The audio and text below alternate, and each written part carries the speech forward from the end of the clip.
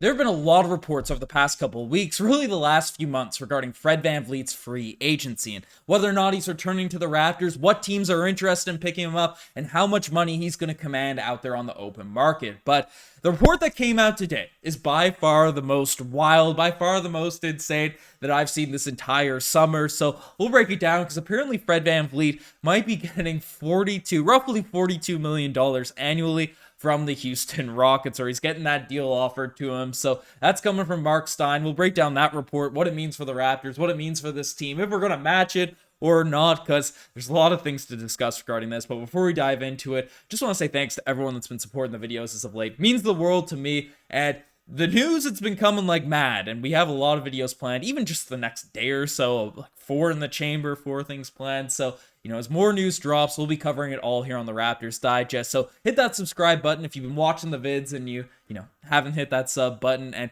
as you guys probably saw from the video this morning, Riker, he's been freed from Goody's basement, and he should be dropping back on the vids here and there. Yeah, starting tonight, I believe. So, stay tuned for all that. Lots of fun stuff coming on the channel, and potentially a lot of fun stuff coming for Fred VanVleet as well. As basically, Mark Stein came out with this report saying that with James Harden widely expected to re-sign with the Philadelphia 76ers, the Houston Rockets appear to be pivoting to Fred VanVleet. Mark Stein of Substack Sports reports that the Rockets are preparing a 2-year deal for VanVleet at his max of $83.6 million.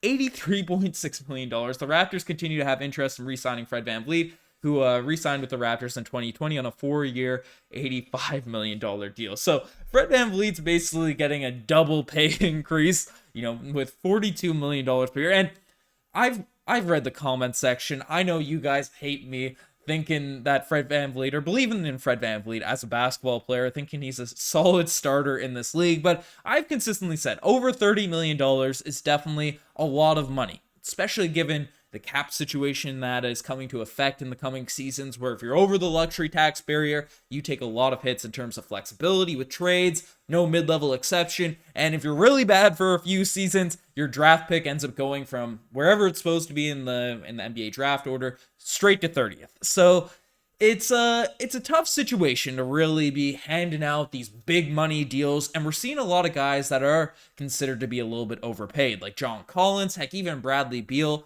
I guess Beal did get a decent return with the pick swaps and stuff, but players on these bigger contracts, they're just having to be thrown away for not a lot of value back, because teams are looking to get under that tax apron if they're not a team that's really in contention to win an NBA Finals or go to a conference finals or make a little run. So, when you're throwing out this type of money, especially in today's market in the NBA, you have to be very careful about who you're giving it to, how it affects your flexibility going forward in the long term. And I guess at just 2 years, it's not that insane of a risk, but given, where the Toronto Raptors are at in their coming 2 years, and we broke it down in this morning's video, and you can check that out as well, right? The volatility in terms of what's going on with the Raptors free agents is both Pascal Siakam and OG Anunoby. They are all free agents coming this following season, and Pascal Siakam could potentially be on a supermax. We have Jakob Poeltl still yet to re-sign or give an indication whether or not he'll be back with this team. And Gary Trent Jr. is also a free agent come next year if he doesn't get extended. So it's a lot of moving parts, a lot of stuff going on. And if the Raptors are paying Fred VanVleet over $40 million per season going into next year, that makes it a heck of a lot harder to bring back a guy like OG Anunoby, bring back a guy like Pascal Siakam. Forget the thought process of, we should just tank or we shouldn't tank, we should run it back and stuff. If you're paying Fred VanVleet annually, you're going to have to give up someone at that point, unless, the Raptors are going to pay that luxury tax, go over that barrier and sacrifice their future in a lot of different ways than giving up talent on the roster. And if you want to really have some foresight, really look at what's going on in the future, Scotty Barnes is going to be, in his 3rd season next year. That rookie extension comes up not after next season, but the season after. So,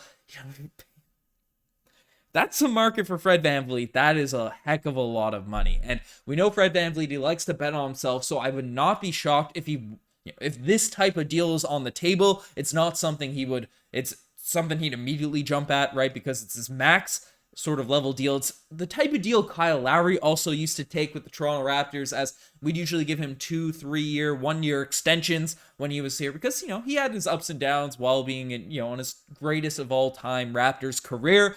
But there were moments where it looked like, hey, paying Kyle Lowry long term doesn't make a lot of sense. And, you know, but he's playing at a level well enough to where, hey, you give him that max sort of money. You give him as much money as you can that is realistically possible. So that's the root of Kyle Lowry. Now, I don't think anyone would say that Fred VanVleet is on the level of Kyle Lowry, at least just yet. But just yet, I'm gonna get roasted for just saying that. Fred VanVleet's not Kyle Lowry. That's, even though I'm a Fred fan and stuff, he's not at that level. But $42 million. I saw that deal. I saw that deal sent to me, and like, that's a heck of a lot of money. That is a ridiculous amount. And if Fred VanVleet goes, the thing about it is, we heard Josh Lewinberg come out with a basically report yesterday. I don't have the screenshot pulled up. I broke it down in the video this morning or yesterday.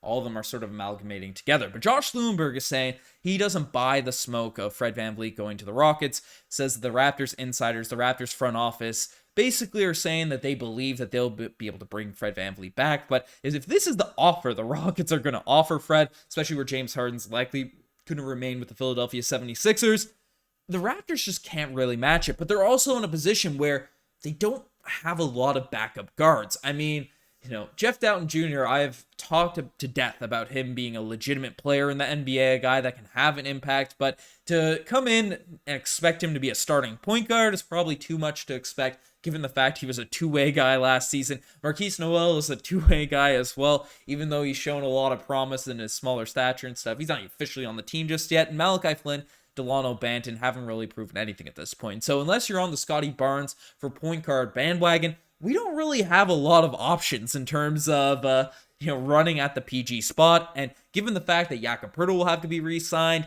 we have all those decisions to make regarding the Toronto Raptors, cap situations in future seasons. There's not a lot of guys out there on the market. Gabe Vincent is someone that's been mentioned. I might be able to make a whole video on him that could potentially come in. The other understudy to Kyle Lowry over there with the Miami Heat. We broke down in this morning's video that Kyle Lowry could potentially be waived by Miami, but at this point, it's not a sure thing. He's a full-time starter in the league. There's not a lot of clear pathways, right? Definitive pathways that the Raptors could go. When Kyle Lowry left, we knew that Fred VanVleet would step up into that point guard position.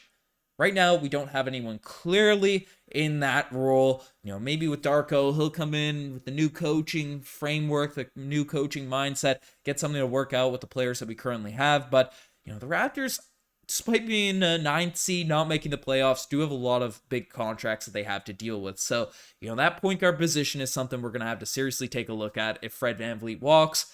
And we have a lot more things to look at and deal with if we bring Fred VanVleet back on roughly $40 million per year. But I don't know. We got a lot of vids coming, a lot of stuff dropping on the channel. So just wanted to give a little rant about this sort of news coming out. I'm excited for free agency to begin. It's just around the corner, and we'll see what actually ends up getting done, or what doesn't get done for the Toronto Raptors in the coming days. But folks, you guys are the best for making this far. Hit that subscribe button, as I mentioned at the beginning of this video. It means the world to me. We're going to be covering a lot of videos in the coming days, coming weeks. We're always dropping the daily news and Raptors Digest, but you guys are the best. I'm signing out.